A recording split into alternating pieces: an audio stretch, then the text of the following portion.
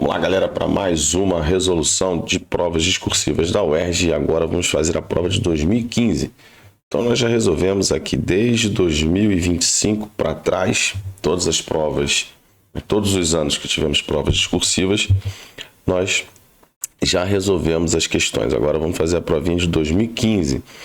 Bom, uma prova que tem uma questão que eu achei ela meio confusa, né? A última questão. Eu fiz eu bolei uma maneira aqui de tentar explicar ela de uma forma mais fácil, mas eu acho que o texto da questão não era um texto muito fácil de entender. A questão 10, a gente vai chegar lá. No mais, uma prova bem padrão UERJ, né? As primeiras questões falando de ligação, estrutura atômica, ligações químicas na estrutura atômica, falando de átomos, tabela periódica, enfim. E aí depois a gente vem para a questão 3, já começa a entrar química orgânica, como é o padrão da UERJ, né? A questão 3 ela é a melhor questão coringa, às vezes vem radioatividade, às vezes vem termoquímica. Nesse ano aqui veio química orgânica. Química orgânica geralmente vem na questão 4, tem um cabelinho aqui me incomodando. Na questão 4, mas enfim. Tem uma questão de reação orgânica, né? Uma só não, tem duas, na verdade. Tem a questão 5. Eu acho que é nessa prova que tem Grignard, eu acho que é. Não, nessa prova não. Então tem uma questãozinha de radioatividade, tem uma questão de pilha, né? E essa questãozinha aqui de reação orgânica já vem na questão 5, né? E aí a gente vai fazer essas questõezinhas aqui agora, tá bom? Então tem uma de acidez, de diferença de acidez para ácidos carboxílicos, muito parecida com uma que caiu em 2016, mas só que em 2016 era para base. Ele montava uma reação e pedia para você fazer a reação com a base, com a substância mais básica. E essa aqui vai ser com a substância mais ácida, bem parecido. Bom, vamos lá. Vamos começar aqui a primeira questão, aquele esqueminha que eu gravo a primeira questão e depois a gente vai resolvendo as outras questões em cada vídeo, uma questão em cada vídeo. Então vamos lá. A primeira questão, como é comum na prova da UERJ, ela fala sobre elementos químicos, fala sobre compostos inorgânicos. Então a gente tem aqui uma questão que fala sobre isso, tá? Deixa eu chegar um pouquinho mais para cá que eu tô com o ombro cortado. Pronto. Bom, ele diz assim: observe a tabela de distribuição percentual dos principais elementos químicos cujos átomos combinados formam moléculas que compõem o organismo humano. Então, oxigênio, carbono, o famoso CHON, né? Lá em bioquímica vocês conhecem isso como CHOMPS, né? Aí aqui ainda tem o fósforo e o enxofre, mas eles foram omitidos. Então a gente tem aqui o CHON. Dentre os elementos indicados na tabela, nomeie. Opa!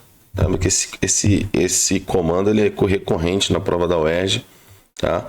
O nomeie o responsável por formar as cadeias das moléculas orgânicas presentes no organismo. Então, quem é responsável por formar cadeia? Você bota assim, ó, cadeia, 2 pontos, carbono. Ele pediu para você nomear, você vai botar o nome da criança. Indique seu número atômico. Então, um número atômico a gente precisa de onde? Na tabela periódica. Então, você vai botar assim, ó, o número atômico do carbono é igual a 6. Tá? Isso aí era só na tabela periódica pegar. Apresente ainda a fórmula molecular e a fórmula estrutural. Então, ele quer as duas fórmulas do óxido formado entre oxigênio e hidrogênio. O óxido formado entre oxigênio e hidrogênio é a famosa água. Então, a gente tem que lembrar que o hidrogênio faz uma ligação, o oxigênio faz duas, e aí nós temos a fórmula estrutural. Respeite a geometria, é bom. Quando ele pede fórmula estrutural de moléculas como a água, como a amônia, como o metano, CO2, respeite a geometria. Tá? Lembrando que a molécula da água, a gente tem aquele macetinho. Não, porque Gabriel está perguntando os elétrons livres, tá? Os elétrons livres, você deveria colocar se ele perguntasse para você, se ele pedisse para você a fórmula estrutural de Lewis, tá? Então, como ele não perguntou a fórmula estrutural de Lewis, você vai deixar do jeito que eu mostrei aqui, tá bom? Então, a fórmula estrutural de Lewis, aí sim você colocaria e não colocaria nem o tracinho, tá? Como é que seria a fórmula estrutural de Lewis? Correto é nem botar os tracinhos das ligações, tá? Tem que mostrar os elétrons emparelhados aqui, ó. O bom também é colocar eles mais juntinhos, né? Vou botar eles juntinhos assim, ó. E aqui os elétrons livres. E essa sim seria a fórmula estrutural de Lewis, tá? Aí você demonstraria os elétrons livres do oxigênio. Ele pediu a fórmula estrutural, então não precisa colocar. Não coloca, tá?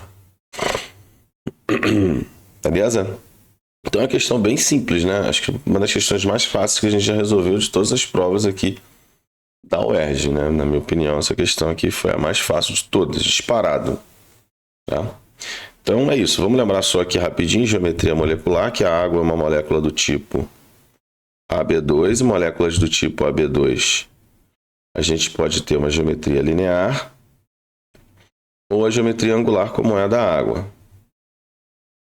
Como é que eu sei que é a geometria angular? Se o elemento central for da família 16, antiga família 6A, como é o oxigênio aqui na molécula da água. Então, esse oxigênio aqui, que é o elemento central, ele vai fazer com que essa estrutura seja angular. Mas, na verdade verdadeira, é porque o oxigênio está hibridizado em sp3, porém, com duas ligações.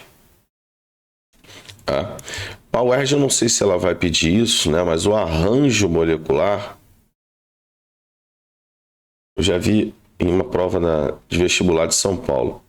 O arranjo molecular da água é tetraédrico. Eu não acredito que a UERJ vai fazer isso, tá? Mas o que é o arranjo molecular? O arranjo molecular, ele envolve tudo. Ligação e par de elétrons. Então, como tem dois pares de elétrons e duas ligações, o arranjo da água, porque o oxigênio está como sp3, ela é um arranjo tetraédrico, tá? Então, a água, na verdade, ela é angular. Vou ficar grandão aqui rapidinho. Tá? A molécula da água, o arranjo da molécula da água é isso aqui. Ó. Só que dois desses aqui, esses dois aqui, por exemplo, eram pares de elétrons. Geometria molecular a gente só fala quando tem o quê? Ligação. Então envolve as ligações, aí ó, como é que fica? Fica o que sobrou do tetraedro, que é isso aqui. Lembrando que ainda é mais fechadinho do que o tetraedro. O tetraedro, o ângulo das ligações são ângulos de 109 graus. Quando a água não tem, como a água, os oxigênios não têm essas duas ligações são pares de elétrons, isso fecha um pouquinho. Por isso que o ângulo da água é de 105 graus, não é de 109. Tá? A amônia é a mesma coisa. A amônia, o arranjo molecular da amônia é tetraedro. Tá? Mas aí quem é o elemento central é o carbono, não é o oxigênio, Gabriel. O Gabriel está perguntando por que no CO2 é linear se tem um oxigênio. Porque você tem que ver a família do elemento central. Tá? E quem é o elemento central? É aquele que faz mais ligações. Então, entre carbono e oxigênio, carbono faz 4, oxigênio faz 2. Então, o oxigênio é o central. Na amônia é a mesma coisa, tá vendo? Uma das ligações, na verdade, é a par de elétrons. Isso aqui empurra um pouquinho para baixo. E aí, o ângulo da ligação na amônia é de 107, não é 109. Então, é aquilo que eu sempre falei para vocês. A geometria ela é explicada pela hibridização. Não tem esse lance. Aí, o ângulo da ligação ele varia de acordo com a presença de pares de elétrons. Aí sim o ângulo vai variar, mas o ângulo da molécula da água era para ser 109, porque ela é um tetraedro, o arranjo dela é tetraédrico. O que é o arranjo? Envolve ligações e os pares de elétrons. Eu não acredito que a UERJ faça isso, tá? Deixa eu fechar aqui. Eu não acredito que a UERJ faça isso de pedir arranjo molecular, porque ela nunca pediu. Ela sempre pede geometria. Mas, sei lá, vai que, né? Então, não vai ser uma novidade para vocês. Tá legal? Belezinha? Tranquilo, entendeu, Gabriel? Então, o elemento central aqui tem que ser o elemento central. E o elemento central é sempre aquele que faz mais ligações. Beleza? Então vamos para a próxima questão.